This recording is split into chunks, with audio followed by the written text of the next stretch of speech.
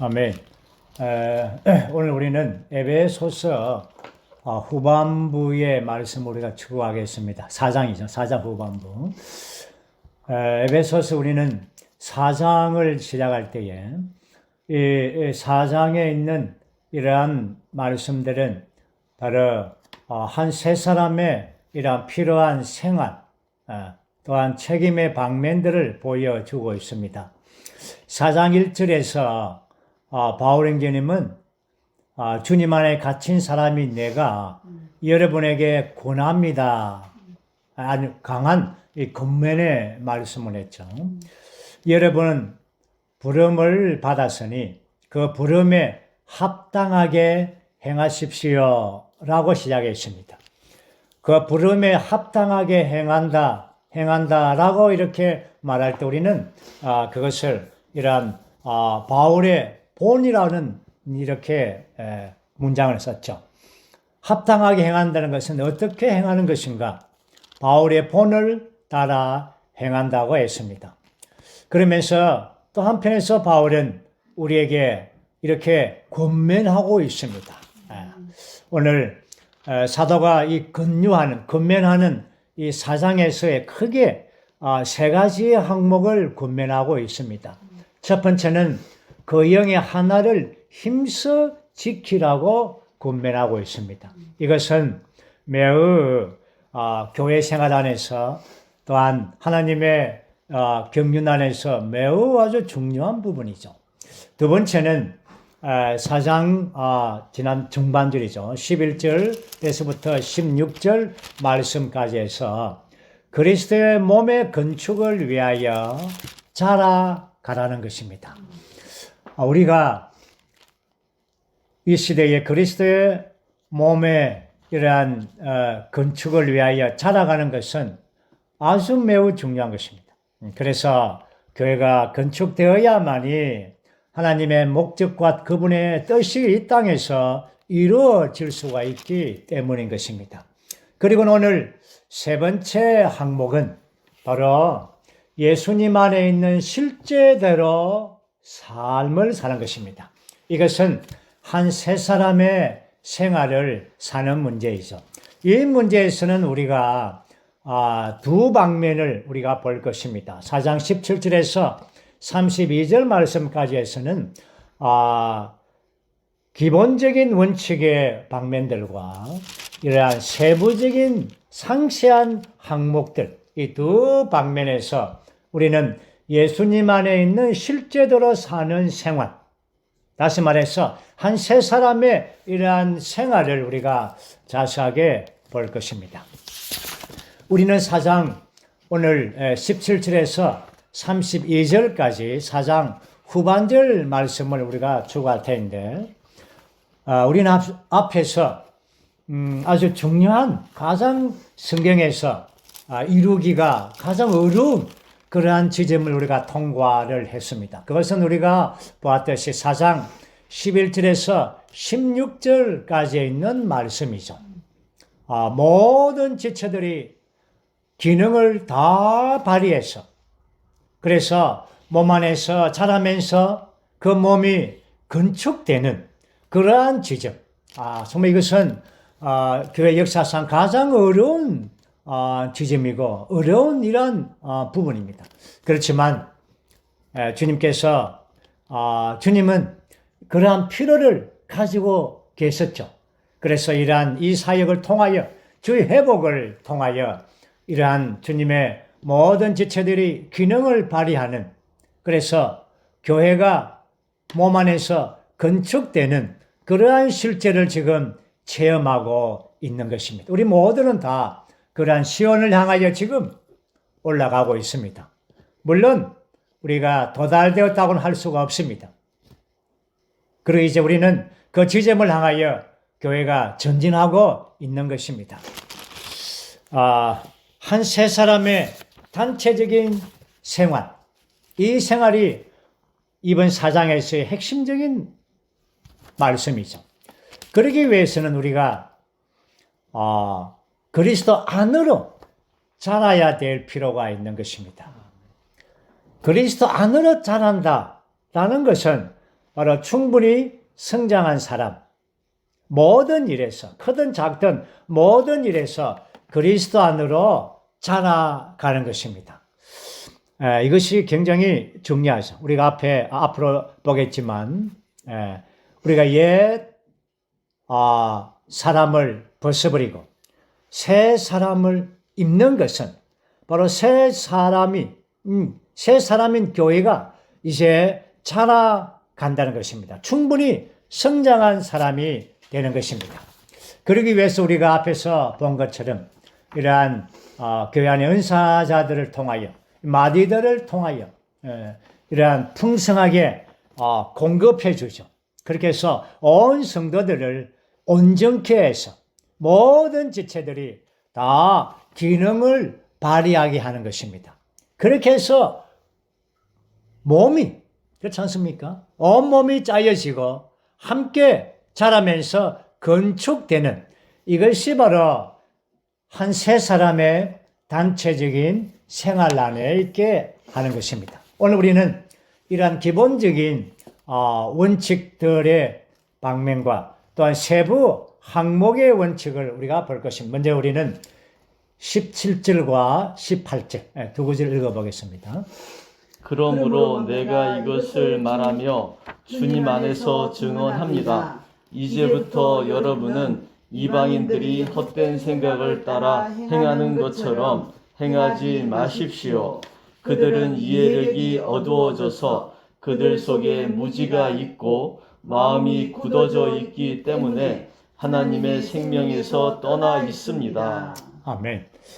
여기에 한 세 사람의 생활을 교통하기 전에 그 부분을 사도는 말씀하기 전에 이 한 세 사람의 생활과 반대되는 이러한 이방인들의 헛된 생활, 헛된 생활이 뭔지를 보여주는 것입니다. 우리 모두는 다 교회 안에 들어오기 전에는, 주님을 믿기 전에는 다 이러한 생활들을 살았죠. 지금도 이방인들은 그러한 생활을 살고 있습니다. 그러한 생활이 무엇입니까? 헛된 생활입니다. 헛된 생각을 따라 행하는 생활, 헛된 생활입니다. 다시 말해서 하나님이 없는 생활이며 어두움의 생활인 것입니다. 여기에 18절 말씀 보면 헛된 생활이 무엇인가에 대한 정의를 보여줍니다. 첫째는 뭡니까? 이해력이 어두워져서 그들 속에 무지가 있고 그들은 하나님을 알지도 못하고 알려고도 하지 않고 그들의 이해력 안에는 어두움이 가득 찬 것입니다. 이게 뭡니까? 하나님이 없다는 것입니다. 하나님이 없는 곳에는 어두움이죠. 그들 속에는 이러한 무지가 있습니다. 그리고는 그들 안에서 마음이 굳어져서 어두움에 있게 되면 사람은 마음이 굳어집니다. 그리고는 하나님의 생명을 떠나, 물론 하나님의 생명이 없기 때문이죠. 그렇기 때문에 이방인들은 헛된 생각, 하나님이 없는 생각, 어두운 생각, 그 생각 안에서 사는 것입니다. 사람은 생각을 따라 그의 삶을 사는 것이죠. 그러므로 헛된 생각 안에 있는 사람들은 헛된 생활을 살아가는 것입니다. 19절, 20절을 한번 읽어보죠. 그들은 감각이 없는 사람이 되어 자신을 방탕에 내맡겼습니다. 그래서 온갖 더러운 것을 탐욕스럽게 행합니다. 그러나 여러분은 그리스도를 그렇게 배우지 않았습니다. 아멘. 그들은 이방인들이죠. 감각이 없는 사람이 돼요. 감각이 없다는 것은 여기에 주로 양심을 가리킵니다. 그들은 양심을 주의하지 않습니다. 이러한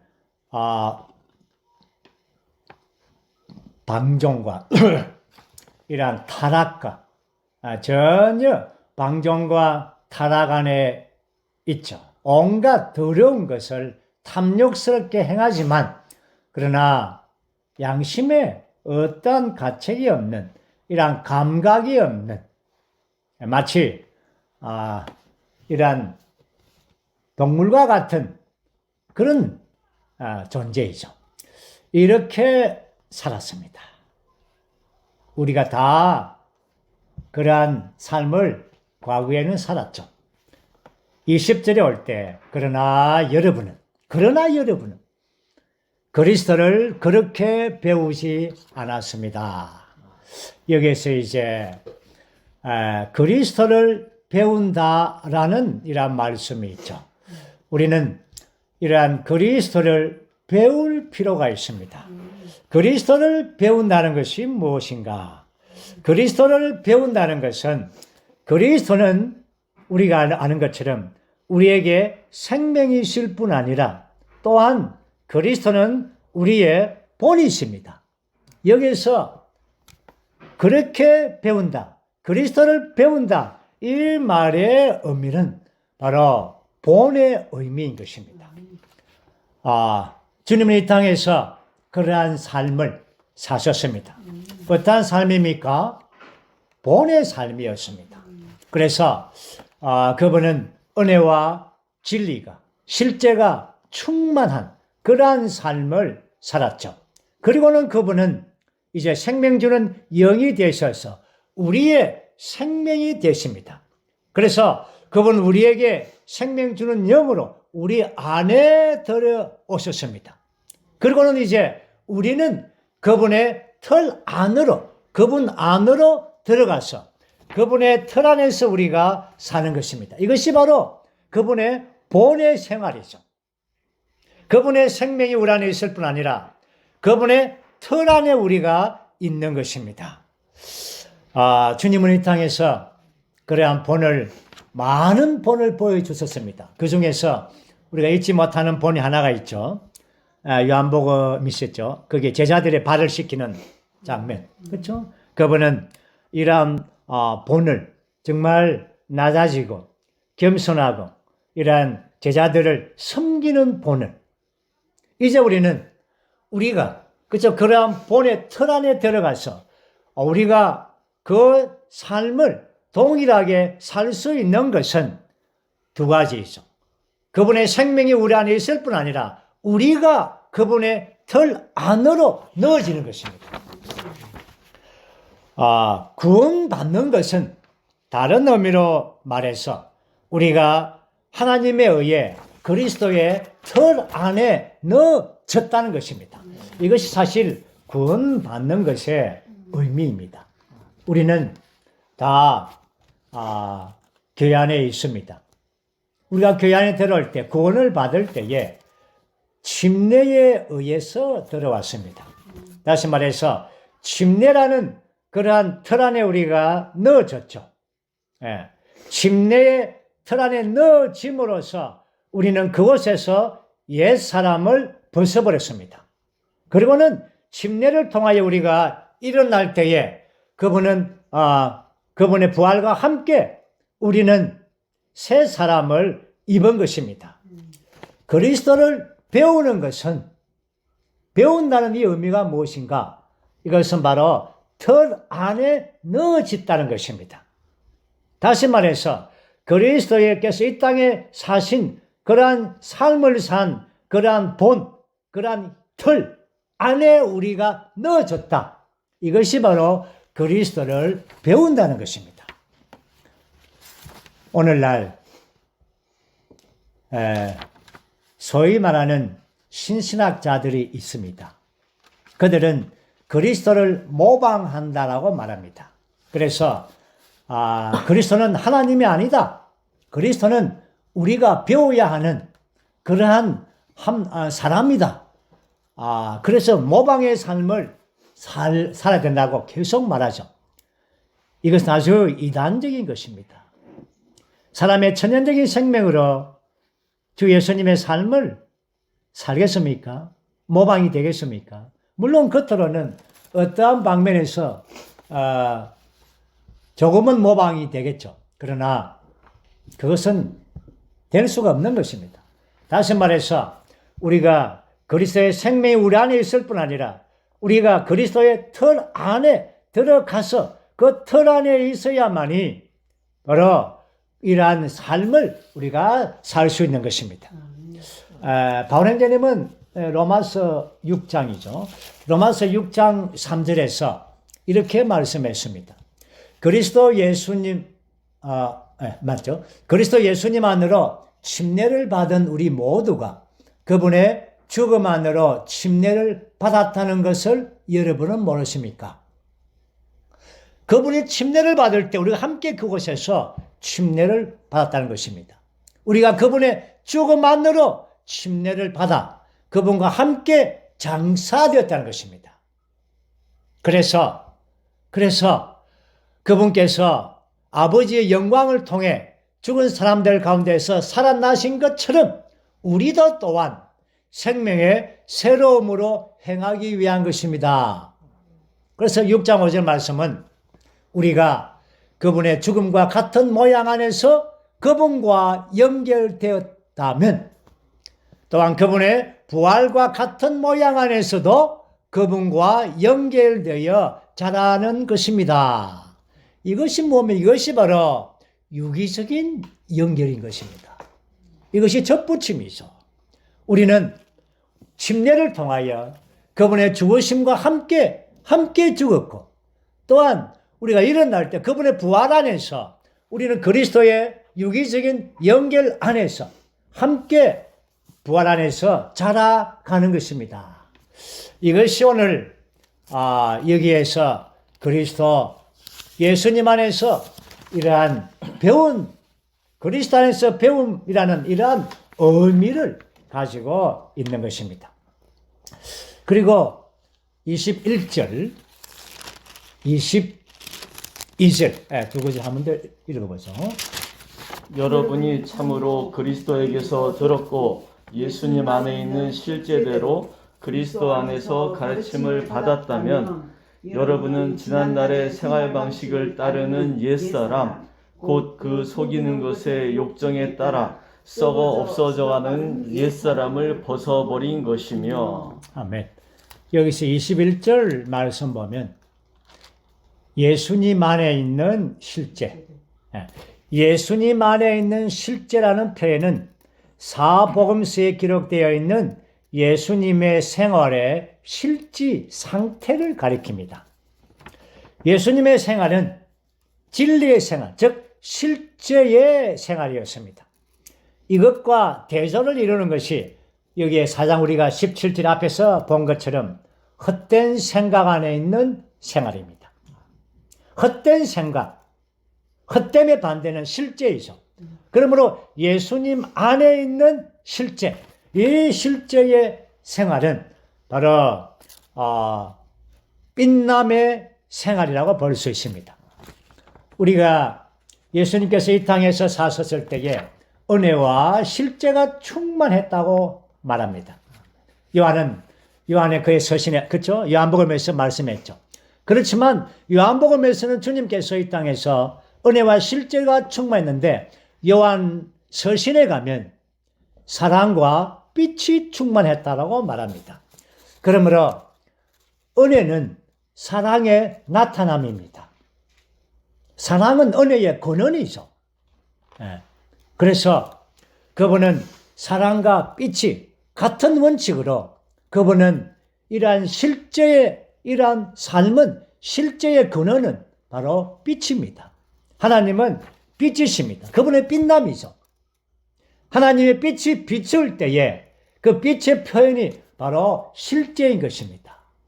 그러므로 주 예수님은 이 땅에서 사셨을 때에 그 실제대로 사셨다는 것은 하나님의 빛이 그 안에서 비추었다는 것입니다. 비추는 생활, 이러한 실제의 생활, 이러한 생활이 바로 하나님을 나타내고 표현하는 생활인 것입니다. 오늘날 한 세 사람의 삶은 정확하게 예수님의 삶과 같아야 된다는 것입니다. 오늘 이것이 바로 새 사람을 입었다는 것이죠. 새 사람을 입었으면 새 사람으로 사는 것입니다.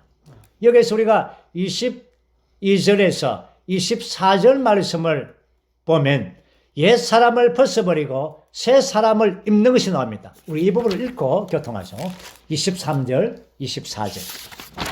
또한 생각의 영 안에서 새롭게 되어 새 사람 곧 하나님을 따라 그 실제의 의와 거룩함으로 창조된 새 사람을 입은 것입니다. 새 사람을 입었다는 것.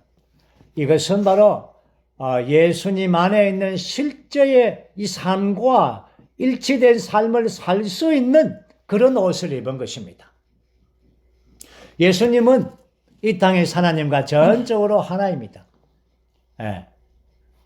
하나님과 하나 안에 계속 머물렀죠.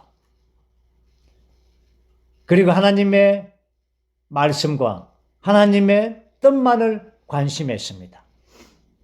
그분의 인간 생활은 하나님의 이러한 실제와 일치하는 생활입니다. 하나님으로 충만한 생활이죠. 이것이 오늘날 한 세 사람의 생활의 본이 된 것입니다. 그래서 이 22절에서 옛 사람을 벗어버리고 24절에서 새 사람을 입은 것은 바로 그리스도 예수님 안에 가르침을 받은 것입니다. 우리는 이 부분에 올 때에 사실은 옛 사람을 벗어버리고 새 사람을 입었습니다. 이것은 이 진리에 대한 사실인 것입니다. 그렇지만 이 새 사람을 입고 계속적으로 생활하는 것은 또 다른 문제입니다. 그렇기 때문에 여기에서 옛 사람을 벗어버리고 새 사람을 입는 것의 비결, 그러한 생활의 비결을 보여줍니다. 그 비결이 무엇입니까? 생각의 영 안에서 새롭게 돼요. 맞습니다. 바로 23절입니다.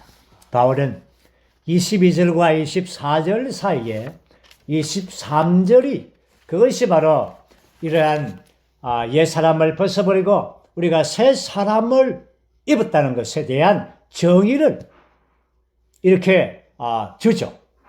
이것은 사실입니다. 그러나 이러한 체험과 이러한 적용은 우리의 생활엔 또 다른 문제이기 때문에 그러한 비결은 바로 23절인 것입니다. 그것은 바로 생각의 영 안에서 새롭게 되는 것입니다. 오늘 저는 이 부분에 대해서 좀 깊이 있게 시간을 좀 머물기를 원합니다. 생각의 영 안에서 새로워지는 비결이 무엇인가? 크게 제가 먼저는 세 가지를 먼저 교통하고 그 다음에 세부적인 항목을 교통하기를 원합니다. 첫 번째 부분은 고린도전서 6장 17절입니다.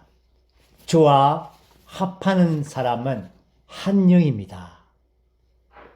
오늘 이제 우리는 그리스도께서 우리의 생명이 되셨고 그 영을 우리 안에 이제 넣으셨죠. 우리가 거듭날 때 이제 그 영을 우리가 받았습니다.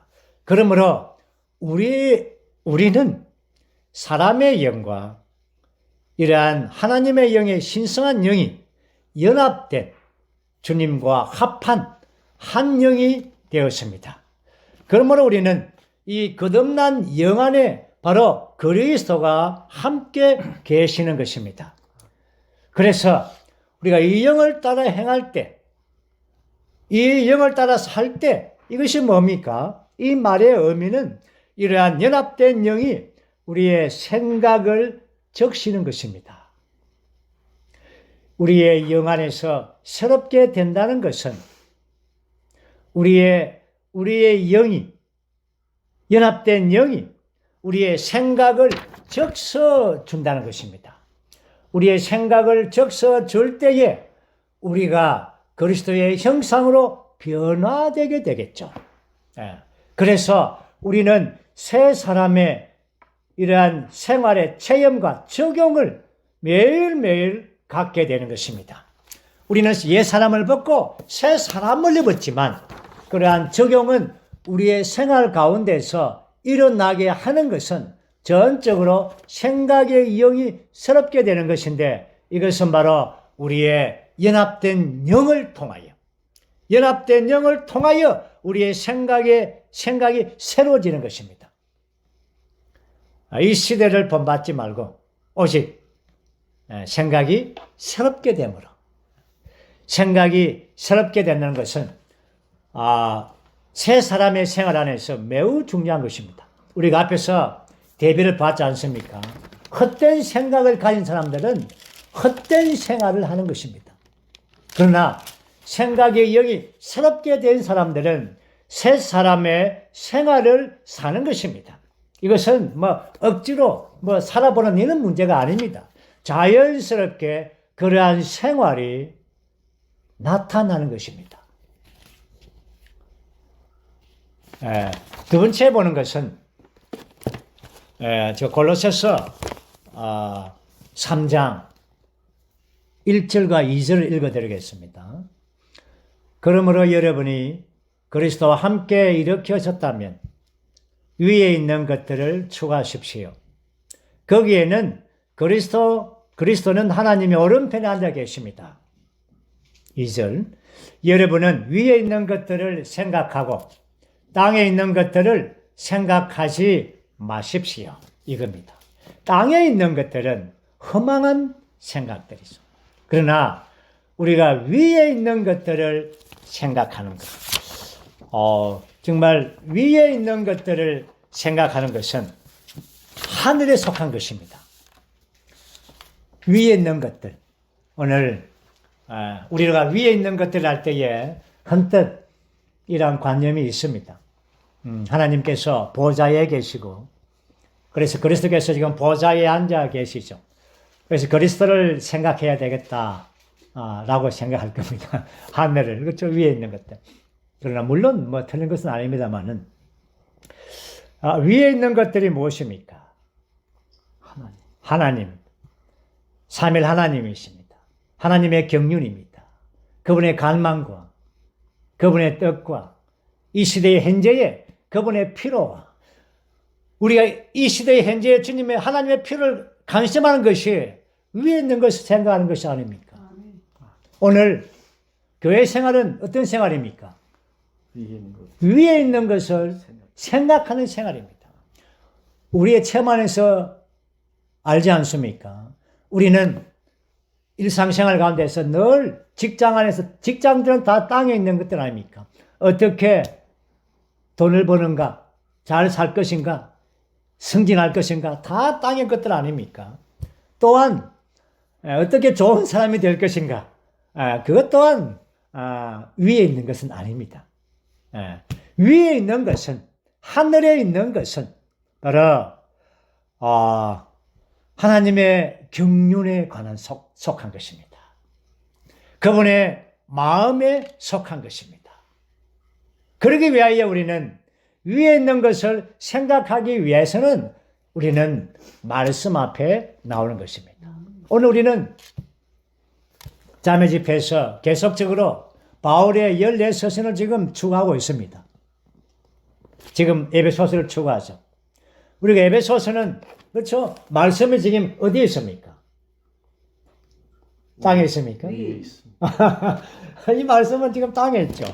그렇지만 땅에 있는 말씀은 문자에 속한 것이지만 그렇지만 우리가 이 말씀 안에 들어갈 때 이 말씀의 이상과 계시를 만질 때 이 말씀 안에 있는 생명의 풍성을 누릴 때 우리는 하늘에 있는 것을 만지는 것입니다. 우리는 땅에 속한 물질적인 이러한 말씀에 속한 것을 우리가 만진다 하지만 그러나 실제로는 하늘을 만지고 있는 것입니다. 오늘 여러분들은 우리 모두는 다 줌 안에서 줌은 다 땅에 있는 이러한 도구이죠. 그렇지만 우리는 하늘을 생각하고 있고 하늘을 만지고 있습니다. 이것이 바로 우리는 위의 것을 생각하는 것입니다. 그럴 때 우리는 이 땅에서 새 사람의 생활을 살 수가 있는 것입니다. 아멘. 이제 세 번째 항목입니다. 세 번째 항목은 로마서 5장 10절에 있는 말씀인데, 우리가 이 말씀을 우리가 로마서 강의할 때 우리 자세하게 우리가 보았습니다. 우리가 생각의 영이 새롭게 되는 것은 로마서 5장 10절에 나오는 것처럼 생명 안에서 구원을 받는 것입니다. 로마서 5장 10절 말씀 보면 우리가 원수 되었을 때에 하나님의 아들의 죽음을 통해 하나님과 화목하게 되었다면, 화목하게 되었다, 이것은 바로 범죄적인 구속이죠. 우리는 화목된 우리는 더욱더 그분의 생명 안에서 구원을 받을 것입니다 라고 할 때 이것은 바로 유기적인 구원인 것입니다. 오늘 이러한 유기적인 구원의 과정, 이러한 생명 안에서 구원을 받는 우리의 체험 안에서 우리 새 사람의 이러한 체험과 적용은 날마다 우리가 생명 안에서 구원을 받는 생활입니다. 생명 안에서 구원을 받는 생활에 대하여 이러한 사역의 말씀 안에서 8방면을 말씀하고 있습니다. 오늘 그 방면을 제가 교통하겠습니다. 첫 번째 방면은 로마서 8장 2절에 있는 말씀처럼 생명의 법이 죄와 사망의 법에서 해방함을 받습니다. 우리가 생각의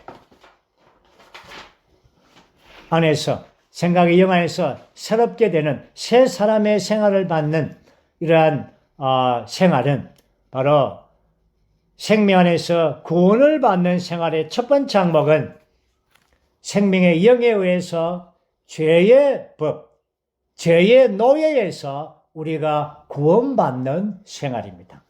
두 번째 항목은 로마서 12장 2절에 있는 말씀처럼 이러한 완결된 영에 의해서 현 시대에서 우리가 생명 안에서 구원을 받음으로 현 시대에서 구원받는 겁니다. 이것은 바로 거룩하게 되는 것입니다. 현 세대는 세속적이죠. 악한, 어그러지고 악한 시대입니다. 우리가 이 시대에서 구원받기 위해서는 바로 완결된 영에 의해서 우리를 거룩함 안에 두는 것입니다. 그 다음에 세 번째 항목은 바로 우리의 타고난 존재, 천연적인 존재. 이 천연적인 죄의 부분이 아닐지라도 이 천연적인 존재 안에서 우리가 구원받을 필요가 있습니다. 이것이 뭡니까? 생명 안에서 구원입니다. 이렇게 구원받을 때 우리는 변화가 되는 것입니다. 우리 천연적인 우리의 이 생명이 변화를 받아서 합당한 이러한 신성한 거룩한 존재의 이러한 인성으로 변화를 받는 것입니다. 천연적인 생명이 변화된 생명이 되는 것이죠. 그 다음에 네 번째는 로마서 12장 5절에 있는 말씀으로서 개인주의에서 구원받는 것입니다. 이것은 전적으로 신성한 생명의 구원입니다. 우리는 사실 영적으로 정말 특별한 사람이 되고자 하는 그런 종교적인 관념을 가지고 있습니다. 오늘날 종교는 그렇습니다. 개인적인 영성을 매우 추구합니다. 그렇지만 오늘 하나님의 뜻은, 그분의 갈망은 교회 안에서 한 몸을 얻는 것입니다. 그것은 바로 우리가 몸 안에 건축됨으로 개인주의에서 우리가 구원받는 것입니다. 그 다음에 다섯 번째 항목은 로마서 8장 29절에서 자아의 모양에서 구원받는 것. 이것은 상당히 깊은 지점이죠. 우리가 신성한 생명 안에서의 구원의 이 다섯 번째 항목은 자아의 모양. 우리 사람은 자아의 모양을 가지고 있죠. 이러한 자아의 모양을 구원을 받으면 바로 그리스도와 같은 마다들의 형상을 갖게 되는 것입니다. 마다들의 형상은 변화의 과정의 최종 단계입니다. 변화의 최종 단계가 마다들의 형상을 이루는 것입니다. 자의 모양에서 우리가 구원받는 것이죠. 그 다음에 6번째 항목에서의 구원은, 신성한 생명에서 구원은 우리의 비천한 몸이 이러한 영광의 몸으로 변형되는 것입니다. 이것이 로마서 8장에 있는 말씀이죠.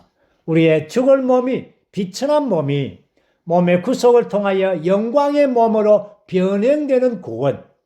이것은 바로 생명 안에서의 구원의 이러한 6번째입니다.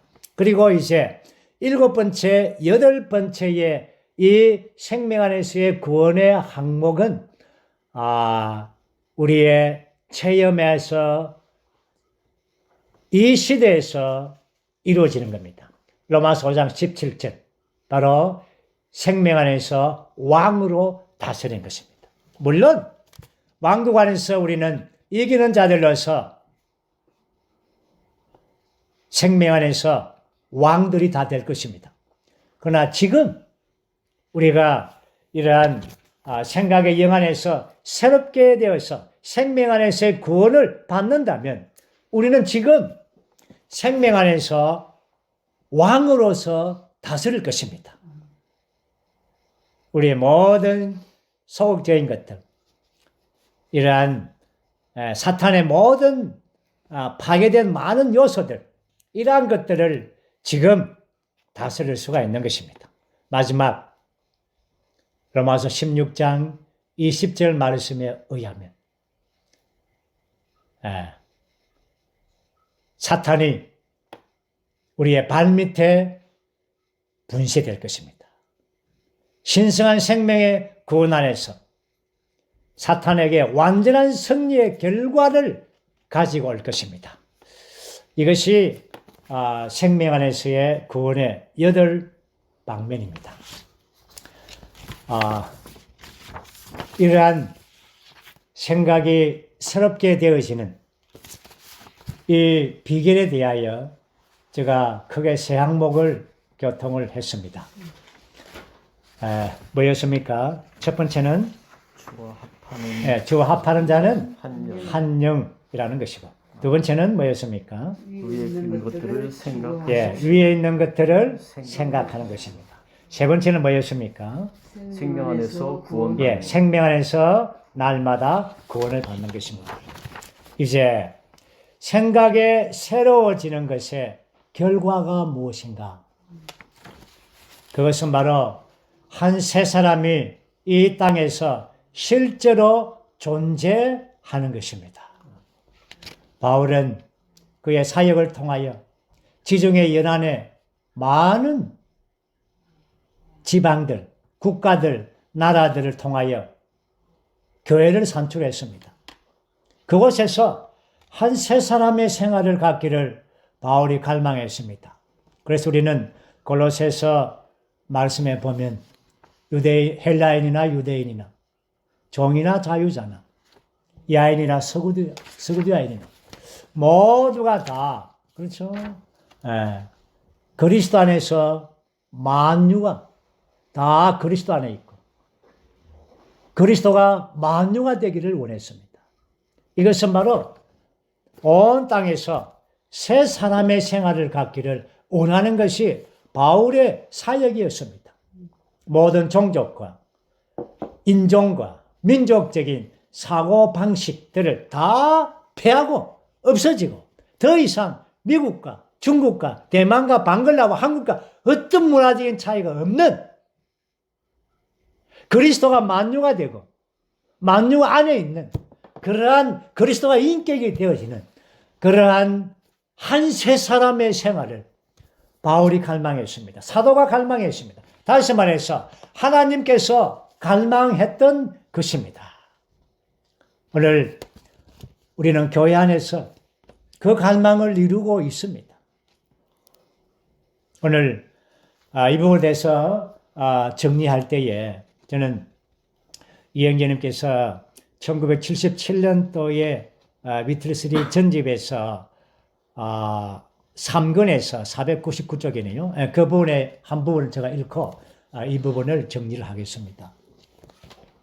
오늘날 온 땅에서 그분을 사랑하고 그분을 추구하며 그분을 따르는 모든 사람은 그분을 인격으로 취하고 그분으로 인해 삶으로서 반드시 생각의 영안에서 새롭게 되어 한 새 사람이 되어야 한다. 이것이 주님께서 오늘날 원하시는 것이다. 이렇게 말씀했습니다.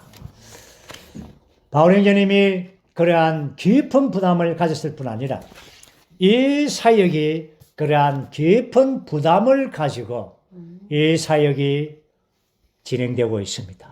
오늘 우리는 이 사역의 깊은 부담을 함께 받아서 이러한 부분에 동력하는, 협력하는 자들이 되기를 원합니다. 이제 저는 나머지 시간 동안 4장 25절에서부터 32절까지 이 부분은 우리 4장 후반부의 두 번째 부분이죠. 한 세 사람의 생활에 오늘 방금 여기까지 했는 것은 전반부의 기본적인 원칙들, 한 세 사람의 생활의 기본적인 원칙도 우리가 보았습니다. 이제는 제가 25절부터 32절까지는 제가 찬찬하게 읽고 마치겠습니다. 왜냐하면 이 세부적의 항목은 직접적인 우리의 어떠한 생활에 굉장히 밀접한 체험적이고 어쩌면 몸에 와닿는 그러한 말씀들입니다. 원칙들의 말씀이 아니라 상세하고 세부적인 말씀이 몸에 와닿습니다. 그래서 제가 이 부분을 차근차근 읽고 4장을 마칠까 합니다. 25절. 그러므로 여러분은 거짓된 것을 벗어버리고 각자 자기 이웃과 더불어 참된 것을 말하십시오. 왜냐하면 우리가 서로 지체드리기 때문입니다. 그러므로 여러분, 이 말은 앞에 있는 이 세 사람의 생활에 대한 이러한 원칙들을 다 말씀하고 이 원칙들에 대하여 옛 사람을 벗어버리고 새 사람을 입는 이러한 생활들, 이러한 생활이 무엇입니까? 실제적으로 여러분의 이웃 가운데서 거짓된 것을 말하지 말고 참된 것을 말하십시오. 왜냐하면 우리가 서로 지체들이기 때문입니다. 우리는 그 몸에 지체들이 되었습니다. 그러므로 새 사람을 우리가 입었기 때문에 우리는 지체들 안에서 뿐 아니라 이러한 심지어 이웃과 더불어도 거짓을 벗어버리고 참된 것을 말하는 것입니다. 26절. 화를 내더라도 죄를 짓지 말고 해가 지도록 분을 품지 말며. 화를 우리는 낼 수가 있습니다. 화는 어쩌면 죄가 아닐 수가 있습니다. 주 예수님도 이 땅에 계셨을 때에 어떤 분냄이 있었습니다. 그렇지만 죄 안에 머물지는 않았습니다. 화를 낸다는 것은 다 죄 짓는 건 아닙니다. 그렇지만 그 화는 죄에 가깝습니다. 죄를 매우 지을 수 있는 매우 가능성을 가지고 있습니다. 그렇기 때문에 우리가 분을 품을 수가 있습니다. 그렇지만 그 분은 해가 지도록 품지 말며, 이 말은 해가 지기 전에 이제 해가 지는 거 이제 보고 이런 뜻보다는 빨리 분을 삭히라는 것입니다. 빨리, 가능하면은 빨리 삭히는 것입니다. 오늘 세 사람의 생활은 우리가 앞에서 엄청난 정말 엄청난 생활의 높은 복을 받는데 분을 품는 수가 있는 것입니다. 그렇죠? 예. 분을 오래도록 가지고 있고 절대 그건 내가 잊을 수가 없어. 용서가 안 돼. 이럴 수가 있는 거예요. 지금 이게 말하는 것은 바울이 이방인들에게 말하는 것이 아닙니다. 우리 보고 말하는 것입니다. 옛 사람을 벗고 새 사람을 입은 우리 여러분들에게 지금 말하고 있는 것입니다. 우리에게 말하고 있는 것입니다. 그래서 마귀에게 틈을 주지 마십시오. 마귀는 틈만 있으면 비좁은 틈으로 기어 들어옵니다. 조그만 문이 열리면 발을 먼저 넣죠. 그리고는 발이 조금만 들어오면은 몸을 싹 들어가지고 씩 들어옵니다. 아주 이게 마귀의 작전이죠. 거기 조금 열린 틈이 무엇입니까? 분을 품는 것입니다. 사람이 분을 품으면은 마귀가 이제 들어갈 기회가 됐구나 하고 살 비집고 들어와서 그 분 속에서 마귀가 역사해서 그래 썩을 내라, 그래 집어 던져버려라, 욕을 하도록 해라, 작동을 하는 것입니다. 그가 누굽니까? 옛 사람을 벗고 새 사람을 입은 그 사람인 것입니다. 오해하지 마십시오. 이 사람은 다른 사람이다. 오해하지 마십시오. 바로 그 사람입니다. 바로 우리인 것입니다. 우리인 것입니다. 28절. 도둑질하는 사람은 더 이상 도둑질하지 말고 오히려 궁핍한 사람에게 나누어 줄 것이 있도록 자기 손으로 힘써 정당한 일을 해야 합니다. 게으른 사람들은 많은 핑계들이 있죠. 여러 가지로 이렇게 도둑질을 하려 하죠. 왜? 필요가 있으니까. 게으른데 일은 안 하니까. 이것이 오늘 자기 손으로 힘써 정당한 일을 하라. 이게 참 합당한, 그렇죠? 인간생활 아닙니까? 데살로니가 우리가 전후서 보면은 주님이 곧 오신다더라. 그래서 이제 우리가 일이 필요 없다. 그래서 이집 다니면서 남의 일 참견이나 하고 그런 그 내용 봤지 않습니까? 그때 사도는 데살로니가 후서를 통하여 그러한 부분을 균형 잡아 주었습니다. 자기 손으로 힘써 일해서 일한 것으로 자기 손으로 일한 것으로 먹으십시오. 또한 그 일한 것으로 다른 사람들에 나누어 줄 것이 있도록. 사람이 참 사람이 귀하고 존귀한 것은 저의 체험에 의하면 자기가 일을 내서 돈을 벌어서 자기가 먹으면 뭘 하겠습니까? 마땅하지 않습니까? 그런데 자기가 먹고 남겨서 자기가 애터지게 벌어서 그 남긴 그 돈으로 다른 사람에게 준단 말입니다. 그게 가능하겠습니까? 그게 사랑인 것입니다. 그게 새 사람의 생활인 것입니다. 그래서 자기 손으로 일한 걸 가지고 궁핍한 사람들에게 나누어 줄 수 있는 것. 이것은 굉장히 우리가 사람 사는 이야기 중에서 깊은 부분입니다. 우리가 이런 말은 많이 하지만 실제로 그러기는 쉽지 않습니다. 손이 오그라듭니다. 그렇지 않습니까? 손이 오그라들지 안 되죠. 29절. 어떤 나쁜 말도 여러분의 입 밖에 내지 말고 오히려 듣는 사람들을 건축하는데 좋은 말을 필요에 따라 하여 그들에게 은혜를 끼치도록 하십시오. 새 사람을 입은 새 사람의 생활은 바로 건축하는 생활입니다. 건축이 무엇입니까? 건축은 우리의 말함입니다. 어떤 형제가 교통을 했습니다. 옆에 있는 지체들이 아멘이라고 말합니다. 아멘이라는 그 말이 무엇입니까? 건축입니다. 그럴 때 거기에 건축의 실제가 있는 것입니다.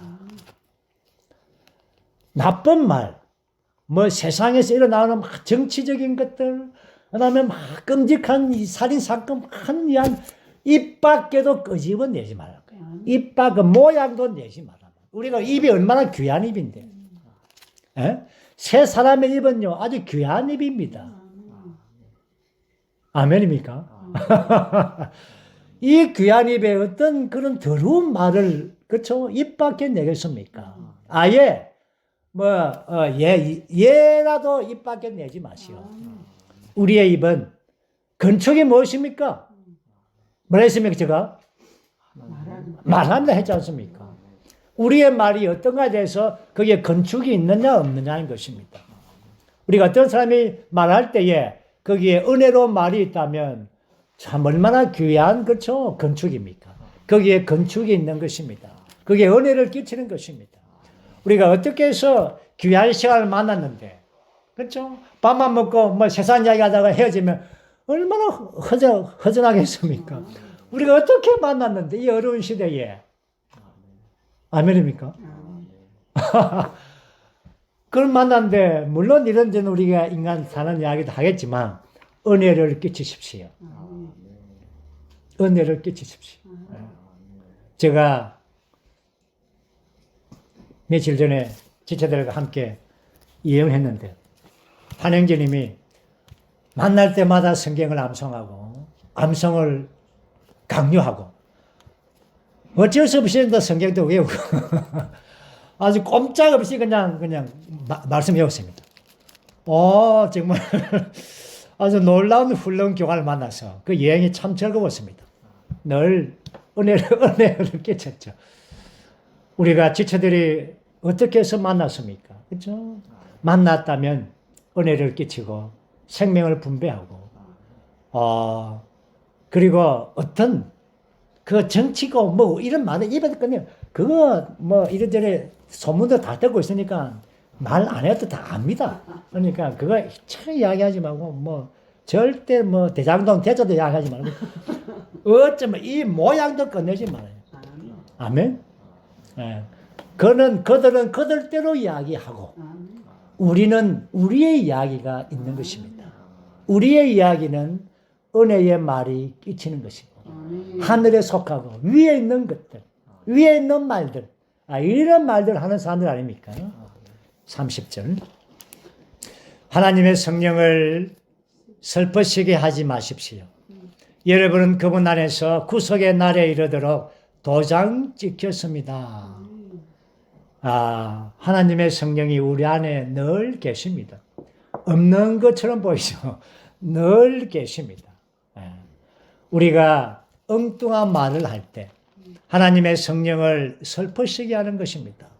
우리가 영을 따라 행하지 않는다면, 세속적인 말에 땅의 것들을 계속 관심한다면 하나님의 성령은 굉장히 슬퍼한다고 우리 안에서 느껴지는 것입니다. 우리 안에서 구속의 날까지, 우리의 몸이 변형되는 그 날까지 계속해서 그 성령의 도장이, 그 영의 인치심이 우리를 계속 온 존재를 도장 찍고 있습니다. 그분의 그 영의 모든 도장의 요소가 우리 안에 그렇죠? 계속 지켜질 때에 우리는 변화를 받습니다. 그 요소가 우리를 도장을 찍으시고 또한 형상을 갖게 하는 것입니다. 그리스도 아들의 형상이 우리 안에서 새겨지게 하는 것입니다.